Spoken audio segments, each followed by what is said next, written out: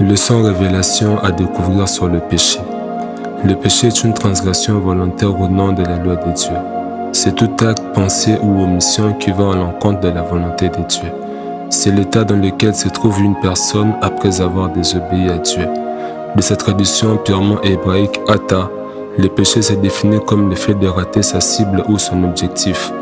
Une manière de nous faire comprendre qu'à chaque fois que nous sommes confrontés au péché, ce que le Seigneur attend de nous, c'est que nous ne tombions pas, mais que nous les surmontons. C'est ainsi que dans Genèse 4:7, Dieu dit à Caïn, « Le péché est couché à ta porte et son désir se porte vers toi, mais toi domine sur lui. » Le péché s'étant enraciné en l'homme devient l'iniquité, et celle-ci produit la mort à force de vivre sans crainte d'enfreindre les règles du Seigneur, son autorité et sa suprématie absolue. Il existe diverses raisons pour lesquelles l'homme peut s'entraîner dans le péché. Je cite, un mauvais entourage et les mauvaises fréquentations, l'évolution avec l'âge, un manque d'encadrement et de suivi personnel, les fausses informations et les fausses doctrines, les doutes et les mauvaises motivations, la distraction, la convoitise et la recherche de vaine gloire, le manque de maîtrise de soi et la légèreté dans les prises de décision, l'envoûtement et la possession des esprits démoniaques, le manque de crainte de Dieu ainsi que le refus d'accepter Jésus-Christ comme le seul et unique Fils de Dieu qui nous a sauvés. Très souvent, le péché ne s'improvise pas. Il nous arrive de pressentir le péché tout comme il peut nous arriver de sentir toutes sortes d'imprudence physique. Parce que le péché, au-delà d'être une action, a une forme, un rythme et se révèle par un élément déclencheur qui agit en l'homme comme un cercle vicieux dont le but est de le maintenir aussi longtemps dans la fossée et ce jusqu'à son extermination totale. Le péché corrompt votre manière de voir les choses et affaiblit votre système de réflexion mentale. Il vous empêche de voir au-delà de tout ce qui est tendu devant vous. Ainsi, vous jugez bon ce qui est mal et appliquez le mal à la place du bien. Le péché endurcit votre cœur, vous rend égoïste et inaccessible aux avis et aux intérêts des autres cassés de Dieu. Le péché vous rend aveugle et réduit votre vision de l'avenir. Il vous empêche d'atteindre vos objectifs et de franchir les étapes nécessaires de votre réussite. Le péché gaspille votre énergie, vous épuise et vous rend inefficace dans votre lutte contre la chair, le défi de l'environnement et même contre les esprits territoriaux présents autour de vous. Le péché vous rend infertile et improductif dans vos projets et implications socio-professionnelles. Ainsi, certains échecs ne sont pas de hasard. Le péché vous isole, vous détruit, vous ainsi que vos relations, et vous éloigne de personnes qui pourraient vous aider à en sortir. Le péché vous éloigne du salut de la présence de Dieu, vous suit et attire les châtiments à vous et aux personnes qui vous entourent, à l'exemple de Jonas dans la Bible. Après avoir succombé dans le péché à première vue, votre chair aura tendance à se plaire et à tirer profit du goût que procure le péché pendant son exercice.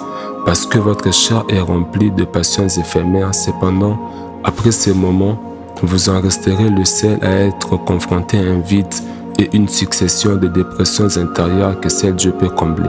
Parce que le péché peut plaire, mais ne satisfait pas, seul Dieu peut tout. Se retirer de la scène publique pendant un temps après avoir péché peut être une bonne décision. Cependant, trop tarder dans le secret peut devenir un nouveau piège pour le diable de vous faire rechuter et vous enfoncer davantage dans le mal. Les stratégies et les solutions que vous adoptez pendant votre processus de délivrance doivent être soigneusement réfléchies pour éviter de retomber dans le même piège et retourner à la case départ. Espérez atténuer ou mettre fin à un péché qui semble vous causer plus de dégâts en vous livrant dans la pratique d'autres péchés considérés comme moindres et une autre manière de prolonger et d'enraciner votre nature pécheresse. La présence de la culpabilité en vous après avoir péché est le dernier signe de l'amour de Dieu dans votre être intérieur. C'est une main tendue qui vous appelle à la repentance. Il n'existe pas d'heure ni de circonstances idéales pour abandonner les péchés, sinon la seconde qui suit la chute. Attendre de ressentir d'abord le poids de ses erreurs ou d'être assez brisé pour prier peut nuire progressivement à vif ou à pétifier votre vie spirituelle, selon Luc 22, 61 à 62.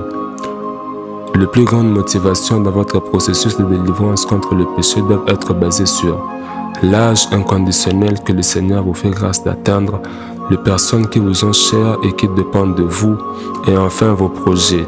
Vous devez absolument arriver à surmonter vos faiblesses afin de les concrétiser et de les rendre fiers de vous, car votre bénédiction en dépend.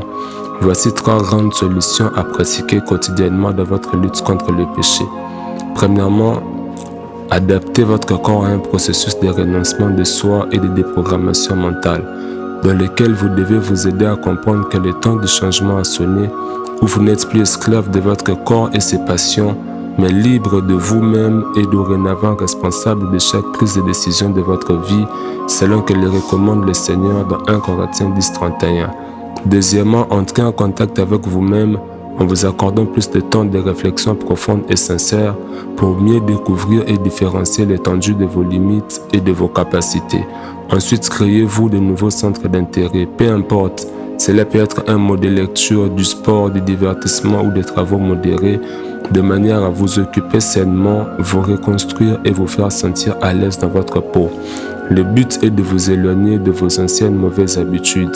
Troisièmement, l'affection aux choses de Dieu. Prenez la décision de donner votre vie à Jésus-Christ pour rendre votre salut réel et efficace. Rejoignez une église locale où vous vous sentirez spirituellement connecté par la conduite du Saint-Esprit.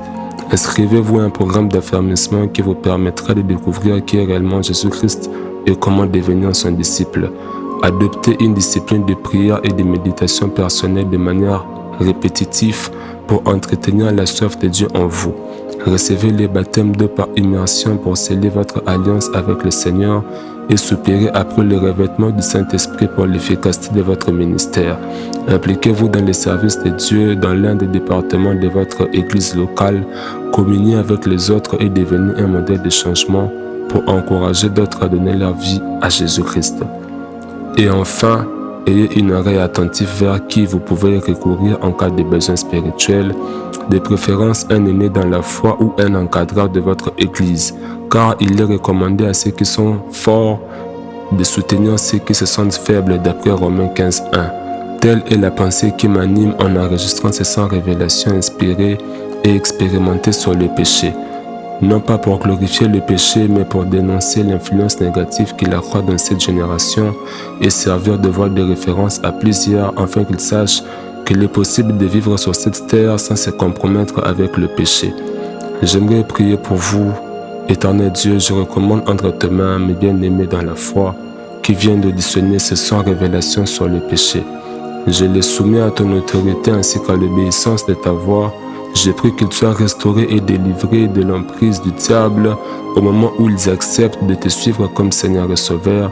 Délivre-leur et accorde-leur la paix qu'ils recherchent et que le monde ne leur a pas donnée.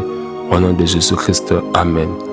Je suis Exaucé Nambri, roi berger du ministère épanouissement spirituel et de l'église La Bergerie de Jésus-Christ, coach et consultant en développement personnel. Je vous invite à me rejoindre sur tous mes réseaux sociaux en tapant juste mon nom ou en écrivant directement au plus 243 82 95 85 900 pour bénéficier d'un programme de soutien et d'accompagnement spirituel adapté à la croissance de votre âme. Que Dieu vous bénisse.